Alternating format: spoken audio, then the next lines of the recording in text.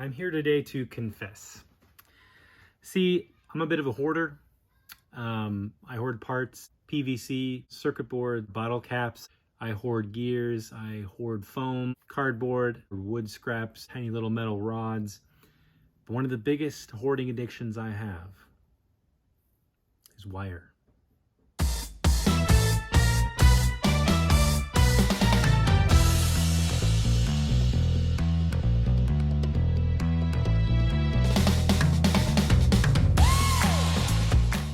Quick side note though, I have to thank my patron. I need to thank Eli, Avitus01, NJ Tree, Chris, and Jason for being my 5 first patrons. I really appreciate your support. You are literally helping me achieve my dream, and I couldn't do it without you. I really appreciate the support that you've given me.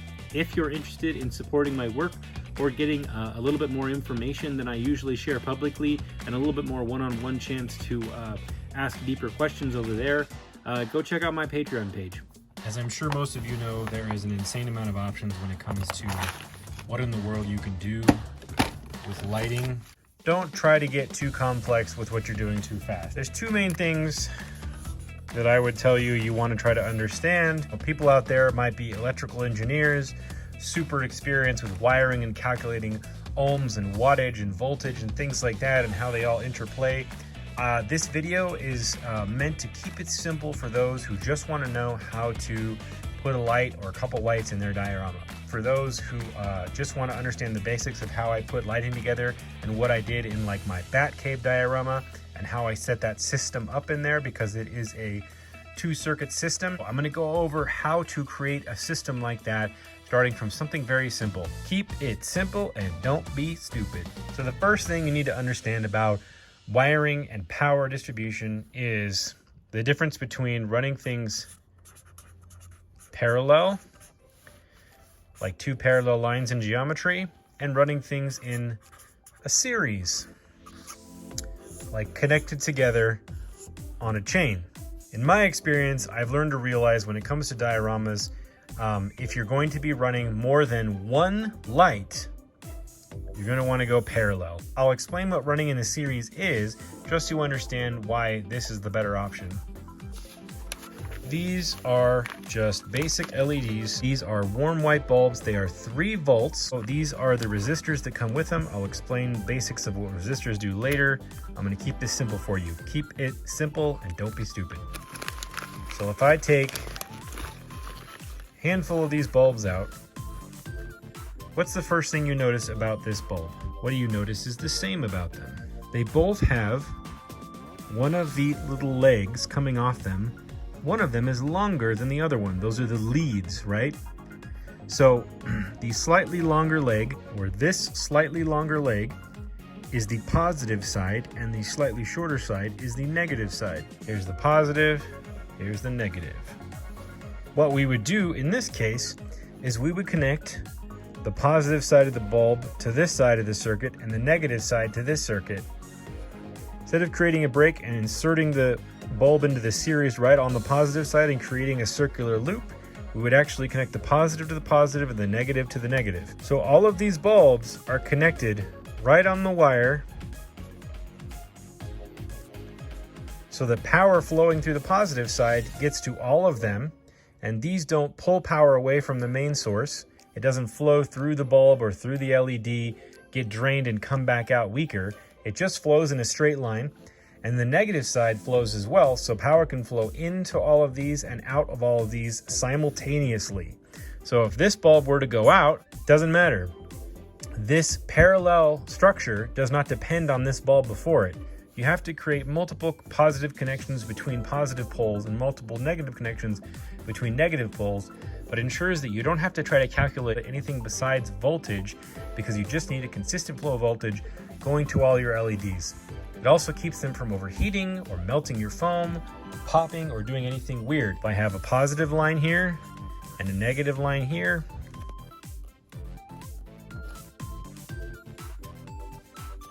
so you get positive, positive, positive, negative, negative, negative, negative, negative. Let me show you what that physically looks like with wires, a series versus a parallel. This is a basic wire stripper you can get at most hardware stores. It doesn't need to be anything fancy. All right, so that's a fancy one. I'll show you how that works in a second. This is a normal one. See how it's got these different gauges? AWG, millimeters. So this is the standard gauges, 10, 12, 14, 16, and 20. The higher you get, the smaller it gets, if you can see that. So here we have stranded wire, and we can tell what the gauge is if we use our little tool here. This looks like it is 10 AWG. See how I can slide it through and it doesn't really hurt the wire, just nicks it up a little bit. This wire is 10 AWG. So to strip it, I need to go down probably 2. And then what that did is that just cut the plastic coating, and I'm gonna pull it through. There we go. And then I just slid that little casing right off. It pulled a couple wires with it, that's okay. And now we have a big exposed piece of our stranded wire. So we have a section of wire here. Now, I don't need this much wire typically. This is probably more than enough here as well. You know, this is about 3/4 of an inch. You're really only gonna need that or less to go ahead and wire up LEDs. This one is a little fancy guy that actually pulls the wire apart for you, so you don't have to pull as hard. We determined that this was 10 AWG. And if I put this in a 12, so this also has the gauges on it right there, if you can see. If I put this into the 12 and I push it down, this side will actually clamp down the wire and stabilize it for me right there. See that? Boop, boop. And then I can squeeze and it pulls it off for me. So this is a slightly fancier one. And in the center here, you see it's telling you to cut copper only. That's because it keeps the blade sharp. So you can actually put the wire through the center. If I can do it. There we go. Got some a little tangled up in there. And then you can actually trim your wire here. Just like that. Like a little wire guillotine. This bell wire is cool because it comes wound up around the spool with both a positive and a negative side. So I'm going to take these little scissors here and cut off a section. So I've already got a positive and a negative side here. These are 3-volt lights. Let me show you another way I can test my lighting. This is a 3-volt button cell battery. See that? Lithium cell, 3 volts. This is the positive side. This is the negative side. What do we say about the LEDs? The longer leg is the positive side. So watch what happens. Longer leg on the positive side. It lights up. Look at that. I wired up an LED with nothing but a battery. Here is the solid core wire. Now, solid core wire, because it is solid, the power is going to flow through it a lot more evenly. All those little individual strands of the stranded wire all have to try to touch the positive side of the battery evenly. And you can see how easily they may not evenly do that. It could only be half of the wires actually making full contact, so only half the wires are sending power. And if only half the wires are sending power, but the ones in here are connected, the other half of the power is getting distributed out from the half power pole across the rest of the wires and not going into the bulb, which is why you get a dim bulb. So I don't recommend stranded wire unless it's really, really thin stranded wire, like this stuff, which is like 22 gauge or 20, this is like 22 or 24 gauge AWG wire. Solid core wire if you can. This bell wire is what I used on the Batcave for most of the connection. So let's test that theory. Let's test that idea here. I'm going to strip some more off of this to expose some more of the wire for twisting. Here is a bulb. Let's just check and make sure it's still working properly. Yep, positive and negative. Check this one. Oop, the wires are crossing right there in the center at the neck. Positive and negative, still working. So we know the bulbs, there's no problem with the bulbs. So what happens if we use the solid core wire with the same power source? Since solid core wire is much stiffer, you're going to want to probably have some pliers around to twist things together because it might actually hurt your fingers. There's our first connection. We're still demonstrating the series here. I'm going to do my first twist and then I'm going to go into the pliers like that.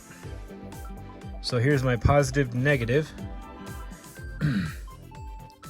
And let's just connect this to the battery just to see. And we have light. There we go, and it's quite bright. Why? Because we're using solid core wire. Let's set up a parallel circuit using stranded wire here. All right, I'm just gonna cut off a random length here. In a parallel circuit, we basically need to create breaks to where we connect the LED at different intervals along the length of the wire. So here, here, here, and here. How do I expose the wire? Well, there's two ways. You can use a stripper that'll pull that wire out, or you can cut it and reconnect it, depending on what you have available to you. So I'm gonna split the ends of this one, and I'm gonna cut it. Let's just cut it into, it's 4 pieces. That seems reasonable. And we will split the ends of each section and strip them all so that we can braid them onto the end of the LEDs.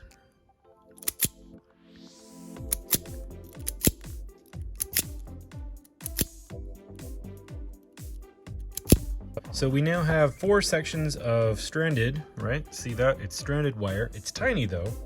Gonna make a difference. Tiny is better in comparison to this really dense stranded wire. The power will spread a lot more evenly. So, like I said, we basically broke up this circuit as one long string with just breaks. At those breaks is where we're going to intersect our LEDs. Positive to positive to positive to positive, negative to negative to negative to negative, okay? So let's just go ahead and work through that.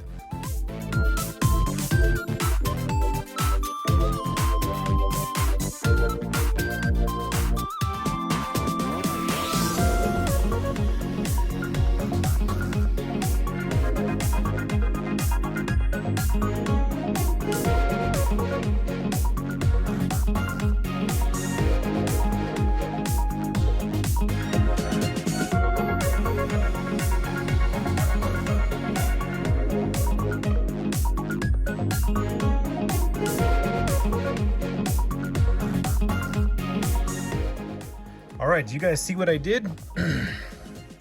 All the places that I cut the wire, I reconnected them with the positive side of the LED in the middle of that connection. And then on the other side, I reconnected the negative side with the negative side of that LED in that connection. You see that? So this is for demonstration purposes, so I'm not going to solder these. And then at the end, I created my loop from positive to negative so that I could create a full circuit. I closed the circuit. You have 2 separate lines. This is where the power is going to be coming from, the positive side, looping back over into the negative side. So really, this is the only LED, and we can't call this a series because it's one LED completing the circuit. If we had multiple LEDs, like we would have them in a series, but since there's only one completing this full circuit, there's only one we can say is involved, so it's not a series. And these other 3 LEDs are connecting on a parallel. The connections, the positive and negatives, are both on the same wiring, so they're parallel. So something you can do is you can imagine, if you lay this out in a diorama, this one is over here, this one is over here, this one is down here, this one is up here, and you have different lengths of wire connecting this parallel circuit, but all the negatives are connected to the negative, all the positives are connected to the positive. One of the lights becomes the loop connection in the circuit, so they're all united and they all go back to the power. So let's see if I did this correctly. If I did this correctly, I should be able to just use one battery and they should all light up.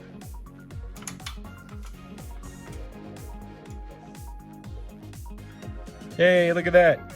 I did it correctly.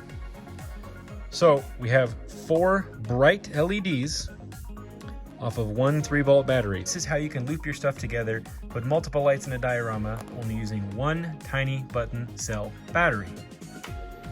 But Jordan, how do I make my batteries last longer? That's one tiny 3-volt battery. If I flip it on, the battery could be dead in 2 hours. I'm glad you asked.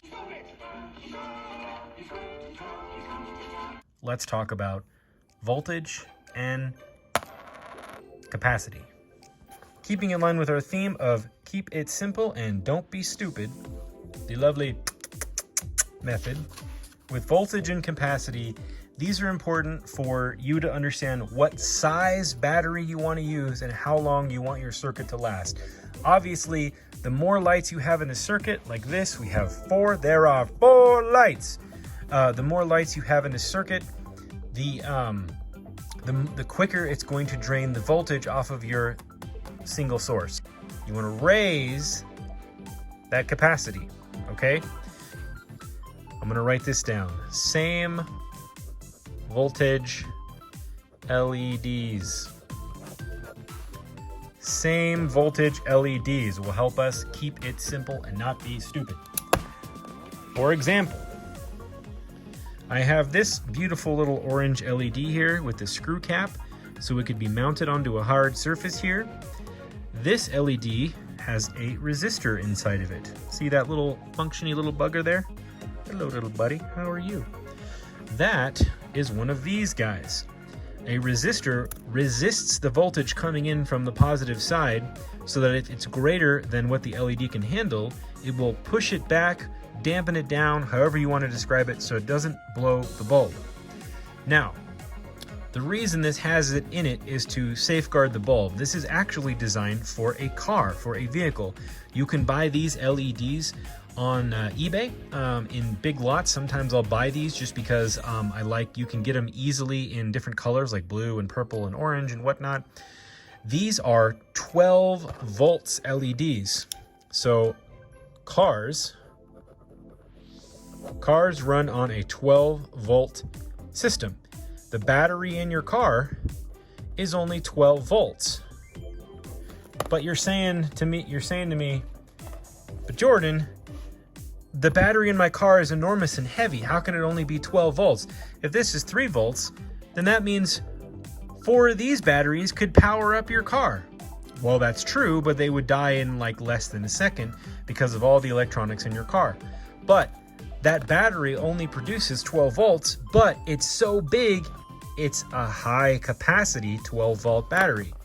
So that, like this LED drains 12 volts of power, these LEDs only drain 3 volts of power. So if we're going to wire a circuit of multiple LEDs and we don't want to blow one out or dim one down, it's easier to pick a voltage and stick with it. So goodbye 12 volts. Let's stick with 3 volts, all right? 3 volts is easy, and you can achieve higher capacity and longevity of the battery life multiple ways. Energizer batteries. This is a AA battery. A AA Energizer lithium battery has, what did that say right there? 1.5 V or 1.5 volts. Wait a minute. This tiny battery has more volts than this big battery? Yes, that's correct, because voltage has nothing to do with size. It's not the size that matters, it's the amount of capacity. So this has 3 volts coming out of it because that's the way that the circuit is designed. That's the way the battery is designed. This has 1.5 volts. So what does that mean?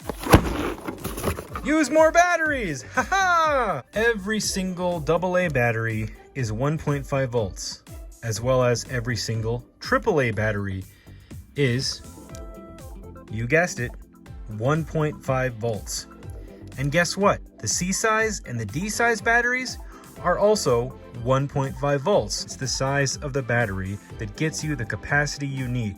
These will last longer than this, these will last longer than those. All right, so you can combine 2 batteries like this or like this to send 3 volts of electricity at a more long-lasting capacity to make your LEDs last longer. How do you get these 2 batteries to connect? I don't understand how this works. What do I do? You just showed me with the 1 battery. Problem solved. AA holder with switch, quantity 2. Let's take a look at what we have here. Would you look at that? It's a pre-wired battery holder. Let's put 1 battery in this way, 1 battery in that way. These batteries are now connected, and the power, the 3 volts, is coming out this positive side. Look what we have here. We have a switch pre-wired for us. Where did I get this? evandesigns.com. You can get these at Radio Shack, you can get these at electronic stores, hobby stores, Doesn't matter where you get it, that just happens to be where I order these. Let's try this on our circuit. Back to our parallel circuit. So you want your switch wired into the positive side. So if the power is coming out, you want the switch onto the positive side of the parallel circuit. If you connect it to the negative side, it won't work, or it'll blow the bulbs depending on how your bulbs work. So you want to twist tie the switch side of the circuit to the positive side so you can let the power through. You want to wire your negative side. So if I did this correctly, I should be able to flip this switch and it will send my 3 volts of electricity at a higher capacitance through the positive side, hitting this bulb, this bulb, this bulb, completing the circuit, coming back, connecting this bulb, this bulb, this bulb, and this connection to the battery, completing the circuit. Ta-da!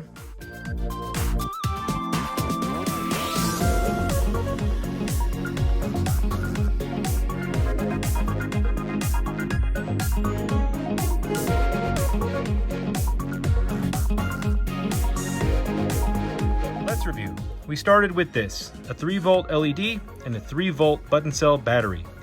We connected the positive and negative sides of the poles of the LED to the positive and negative poles on the battery, completing a circuit, completing that loop to turn on our light. What did we do here? All we really did was use a bigger battery with the same amount of volts and extend the circuit out, put some breaks in the circuit, and wire more LEDs to the positive and negative sides accordingly to the correct positive and negative poles. And we put a switch in. Now, if you can find these battery packs without switches, that's fine. You can also buy switches. The switches don't really matter as long as it's a single direction switch, an on and off, a toggle switch that goes on and off. Any of those things are fine. You don't need a 3-way or a 4-way switch. You just need a switch to go on and off. That's the basics of how you create a parallel circuit using multiple LEDs using only a voltage. This is a 3-volt circuit using 3-volt LEDs and 3 volts of power. But it doesn't have to be 3 volts. If you want to use 7 volts, 9 volts, 12 volts, just make sure you're using LEDs and a battery power source or a power source that's sending out the same amount of voltage as the LED is designed to take. You won't have to worry about wiring in any resistors. You won't have to worry about adding extra capacitors. This is the way that you can keep it simple and don't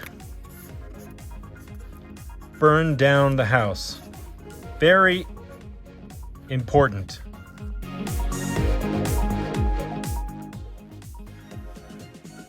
As you saw with this little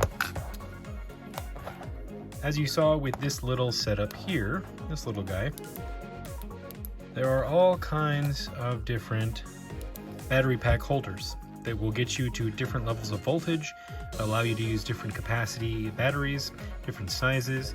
And again, we don't discriminate here against different batteries, different sizes and capacities. It's just about total voltage coming out that won't blow your LED bulbs.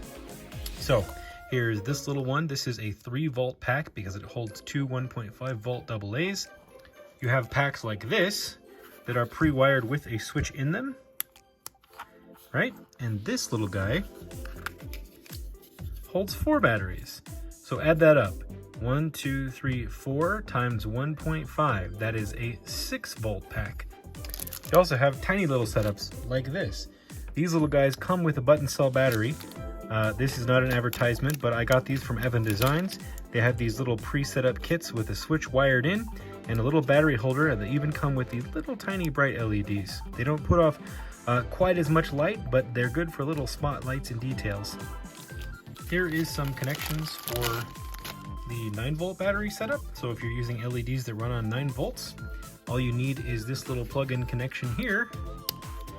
And there you go. You got your lead set up and you can just unplug your battery like that. Also, you have setups like this. These are decorative string lights that are on wires, and you can see the 2-wire setup. Why is that? Because these are run parallel. And you have this little battery pack. I got this at Walmart.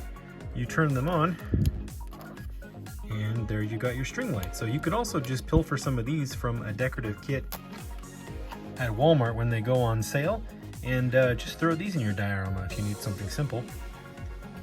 But this is 3 AA batteries. So we have a 4.5 volt setup. This is a 12 battery setup that adds up to be 18 volts. It's an 18 volt system, and this uses a DC plug-in connection cable. The little rod inside of there is your positive connection, and the metal on the outside is your negative connection. That would use a connection like this. You would plug it in, and right there you can loosen 2 screws, and you see your positive and negative. Stick your wires in there, tighten the screws down and clamp them, and then you've got your leads. So you can unplug and plug back in your batteries on a battery wand like this. These come in all different types of sizes. This just happens to be 18 volts. Let's talk about switches. There are all kinds of different switches. As you saw in this circuit here that we put together, this has one switch that is already connected to the positive lead that's in your circuit. Simple on and off switch. There's no difference between these switches and that switch. They're little push button pots. Push it down, it stays down, it turns on. Push it up, it disconnects. It's got 2 poles. It doesn't matter which side you connect them to because you're just going positive to positive. All this is meant to do is if you had a wire coming through here, you would connect it here, leave the space, connect it here, and create the connection, disconnect the connection. Bridge the gap, break the gap. Bridge the gap, break the gap. So any 2-pole switch, push button switch like this, or a toggle switch works just fine. This is a 3-way toggle switch meant to toggle between 3 different switches. So theoretically, you could have 3 different light circuits, one going through these 2 poles, one going through these 2 poles, and one going through these 2 poles. So this switch effectively is 3 of these switches. 1, 2, 3. So when you go to this setting, it turns on the lights on this circuit. To the middle setting, turn the lights connected to this circuit. And on this setting, it turns on the lights connected to that circuit. So you have 3 separate circuits, each one turns on individually. This allows 2 circuits to come through the button, on and off, or if you wire it backwards, off and on.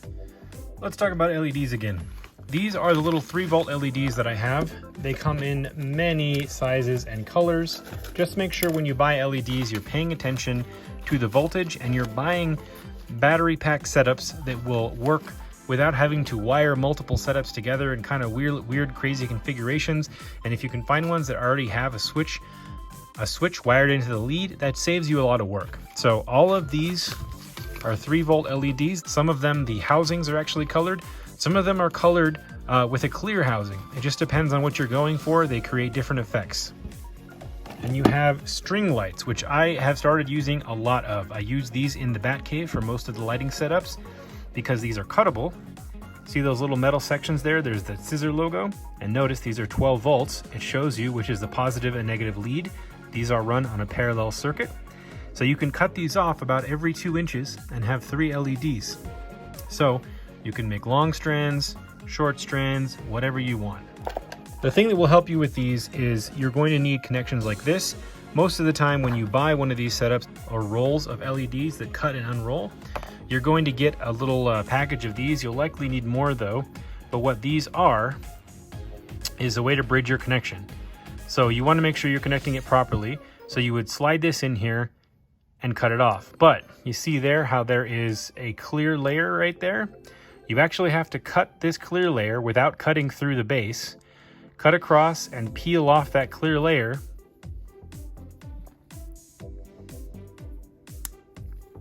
So that you can open this up and slide it in under those leads to create the connection to wherever your power source.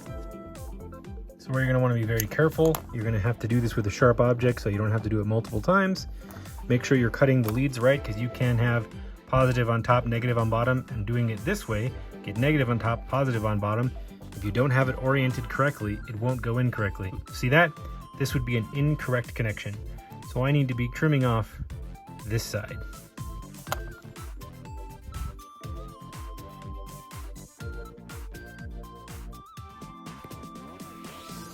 See how I've cut that right there?